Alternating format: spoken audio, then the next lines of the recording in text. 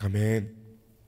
오늘 함께 보실 하나님 말씀은 신명기 28장 58절부터 끝절 68절까지 말씀입니다. 신명기 28장 58절부터 68절까지 말씀 한 절씩 읽겠습니다.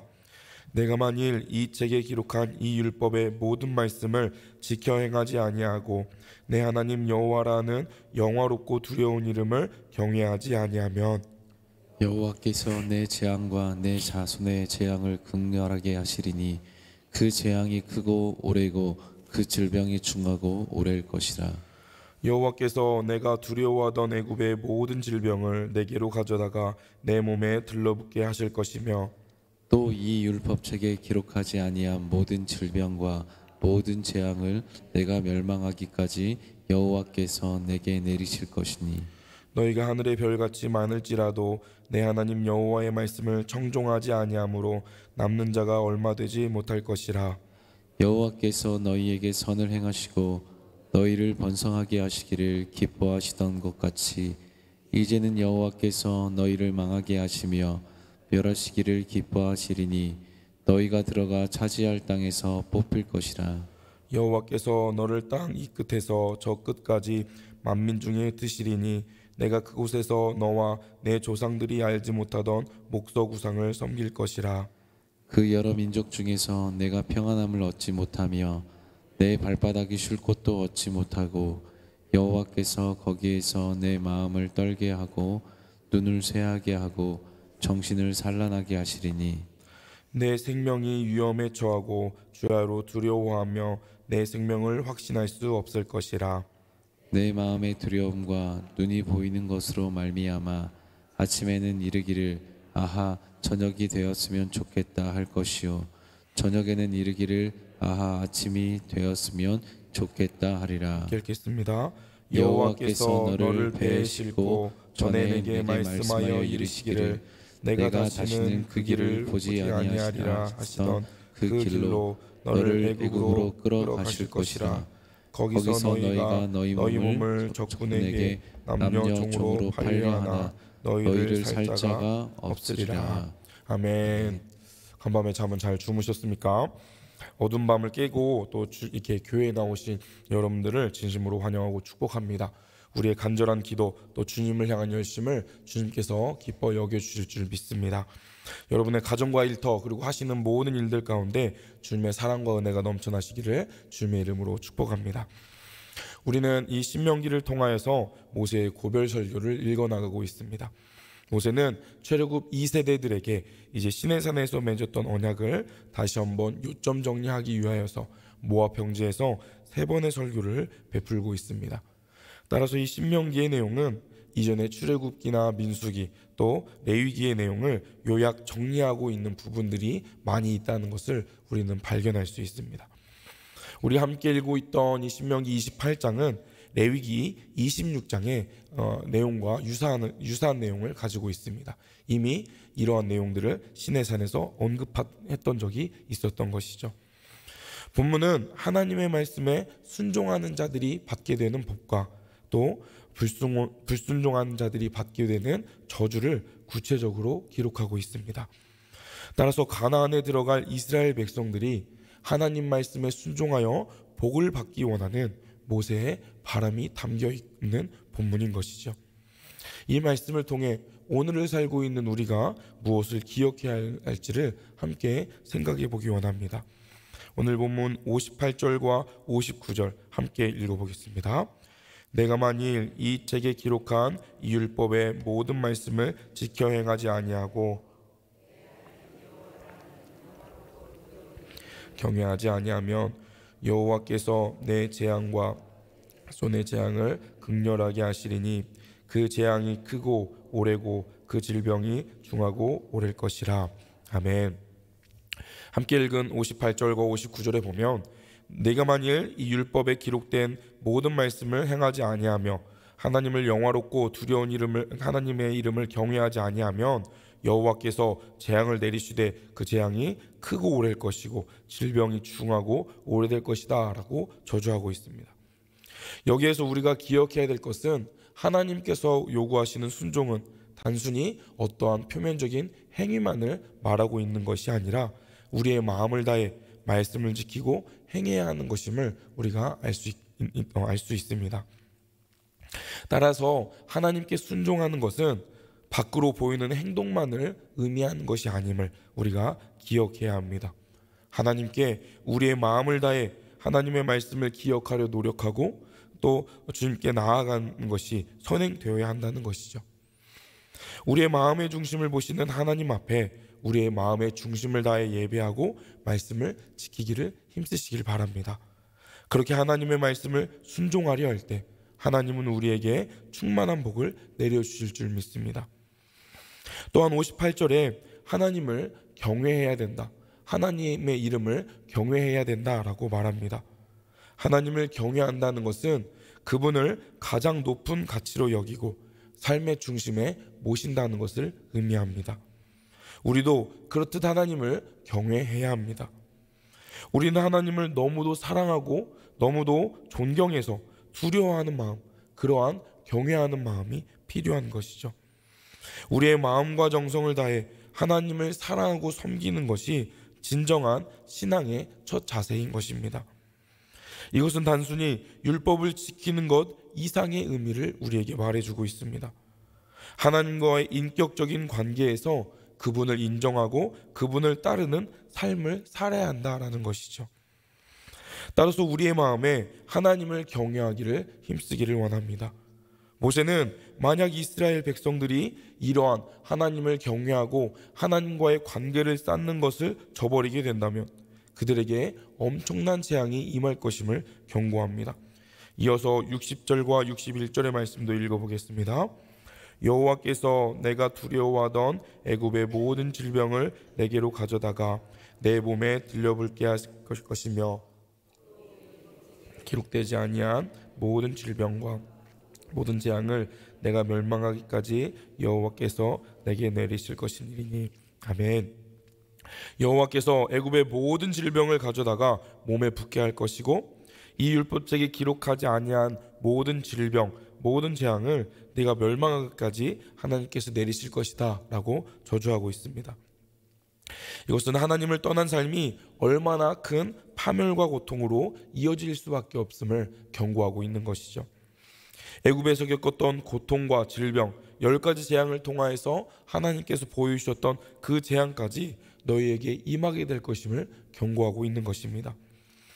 그리고 62절에는 너희가 하늘의 별과 같이 많다 할지라도 내가 내 하나님 여호와의 말씀을 청종하지 아니하므로 남은 자가 얼마 되지 않을 것이다 라고 경고하십니다. 하늘의 별과 같이 많을 것이다 라는 것은 아브라함과의 약속을 떠올리게 합니다. 하나님께서 아브라함에게 주신 언약, 그의 자손이 하늘의 별과 같이 번성하게 될 것이다 라는 약속도 순종이 없다면 의미 없는 것이다, 의미 없는 축복이 될 것이다 라고 모세는 경고하고 있는 것이죠. 우리는 하나님께 복을 받는 자들이 되어야 합니다. 그런데 하나님께 복을 받기 위하여서 우리가 먼저 알아야 할 것이 있습니다. 하나님께서 주시는 축복은 하나님과의 바른 관계에서 시작된다라는 사실입니다. 번성과 축복은 하나님의 말씀에 순종할 때 주어지는 것이지 불순종 가운데는 결코 임할 수 없습니다.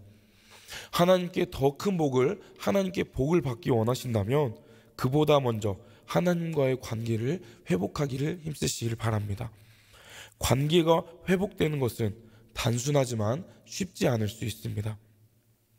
우리도 인간 관계에서 더 친밀해지고 관계를 건강하게 회복하기 위해서는 어떻게 해야 합니까? 서로 진심으로 대해야 되고 더 많은 시간을 서로를 위해 사용해야 되고 대화를 하고 관심을 갖고 사랑을 표현해야 관계가 회복될 것입니다. 그것처럼 우리가 하나님과의 바른 관계를 회복하기 위해서는 어떻게 해야겠습니까? 동일합니다. 하나님께 드리는 시간을 더 많이 확보하려 노력하고 더 많이 하나님께 집중하고 하나님을 생각하고 하나님을 높여드린다면 하나님과의 관계가 회복되는 유익을 얻을 수 있을 것입니다. 하나님께 나아가는 시간을 더 많이 드리십시오. 그리고 내 마음의 중심에 하나님을 모시려 힘쓰십시오. 내 뜻대로 내 생각대로 감당하기보다 하나님께서 원하시는 것이 무엇인지 생각하고 그 뜻에 순종하려 노력한다면 하나님께서 복을 내려 주실 것입니다. 하나님과의 바른 관계를 회복함으로 하나님께서 예비해 주신 충만한 복을 누리시는 저와 여러분이 되시길 주님의 이름으로 축복합니다. 계속해서 63절부터 65절까지는 이스라엘 백성들이 받게 될 심판에 대해서 자세히 설명합니다. 하나님께서 너희에게 선을 행하시고 너희에게 번성하기를 기뻐하시던 그 마음같이 이제는 불순종하는 너희가 망할 것을 기뻐하실 것이다 라고 말합니다. 그리고 너희가 들어가게 될 그 땅에서 다시 뽑힐 것이고 여호와께서 너희를 흩을 것이라고 말씀하십니다. 그렇게 하시는 이유는 64절의 마지막에 내가 그곳에서 너와 내 조상들이 알지 못하던 목석 그 우상들을 섬길 것이기 때문이다 라고 말하고 있습니다. 그리고 그 열국 중에 내가 평안함을 얻지 못하고 내 발바닥을 쉴 곳을 얻지 못하고 여호와께서 거기서 떨리는 마음과 쇠하는 눈 피폐한 심령을 주실 것이다 라고 말씀하십니다. 그리고 그곳이 하나님의 말씀에 불순종하게 된다면 약속의 땅에서 쫓겨나 열방에서 흩어질 것이라고 타국에서 떠돌아다니는 고달픈 삶을 살게 될 것이다 라고 말합니다. 평안을 잃고 두려움을 떨며 쉴 곳조차 찾지 못하게 될 것이다 라고 말하는 것이죠. 모세는 지금 이스라엘이 들어가게 될 가나안의 상황을 너무도 잘 알고 있었습니다. 그래서 인간의 죄악된 그 본성이 죄악된 자리에 들어가는 게 그런 이스라엘이 그런 자리에 나아가는 게 너무도 쉽다라는 것을 알고 있었습니다. 그래서 모세 자신이 없이 가나안 땅에 들어갈 이 이스라엘의 다음 세대들이 가나안의 타락한 문화에 물들게 될 것임을 모세는 알고 있었습니다.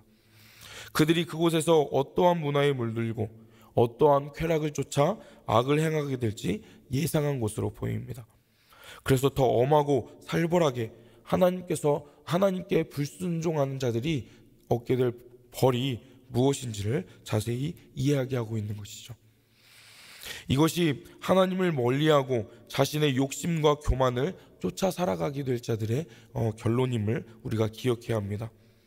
하나님께서 기뻐하시며 주셨던 축복과 번영은 사라지게 되고 오히려 그들을 멸하실 것을 기뻐하실 것이다 라고 말씀하십니다.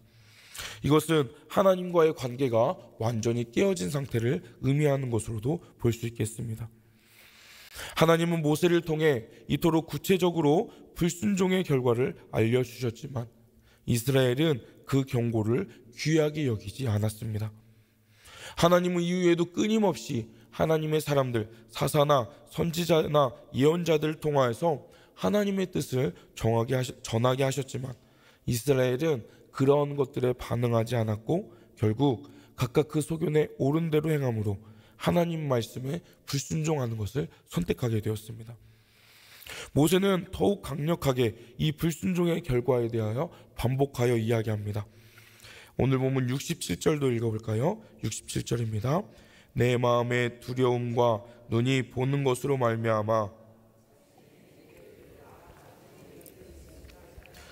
저녁에는 이르기를 아하 아침이 되었으면 좋겠다 하리라. 아멘.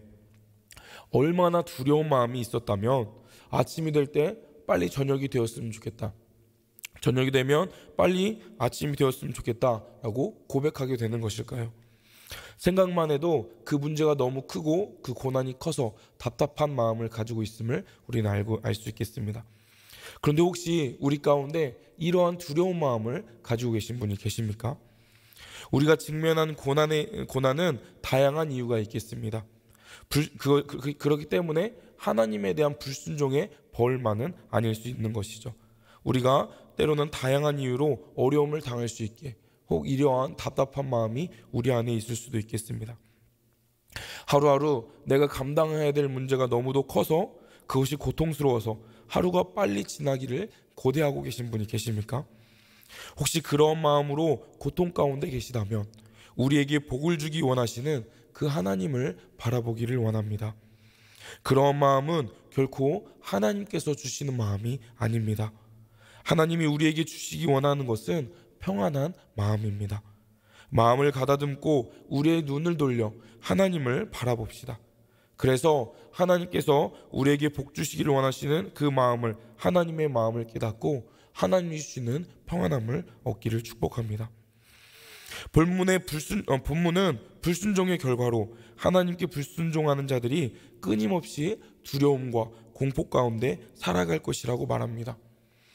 마음의 평안함이 사라지고 절망 가운데 하루하루를 연명하게 될 것이라고 말합니다. 이것은 하나님의 인도하심과 보호하심이 없는 삶이 얼마나 비참한 것임을 우리에게 말해주고 있습니다. 게다가 68절에서는 한 번 더 나아가 경고하고 있는데요, 그들이 종되었던 애굽으로 다시 끌려가게 될 것이다 라고 말하고 있습니다. 지금 40년째 광야 생활을 마치면서 이제 젖과 꿀이 흐르는 땅으로 나아갈 것을 기다리고 있는데, 그러한 고난과 인내의 시간이 무색하게 또다시 애굽으로 돌아가게 된다는 끔찍한 상황을 직면하게 될 것이다 라고 모세는 경고하고 있는 것이죠. 하지만 불순종하게 된다면 하나님께서 구원해 주시는 그 자유도 잊어버리고 다시 종살이의 굴레에 매이게 될 것임을 경고하고 있습니다.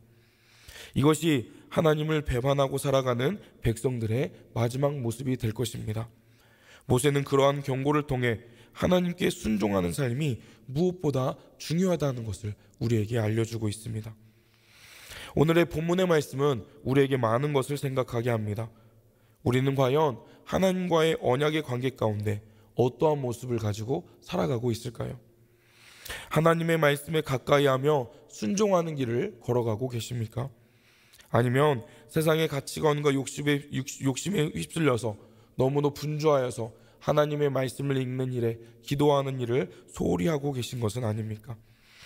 우리가 하나님 앞에서 복을 누리며 살아가기 위해서는 무엇보다 말씀에 순종하는 것이 선행되어야 함을 기억하길 원합니다.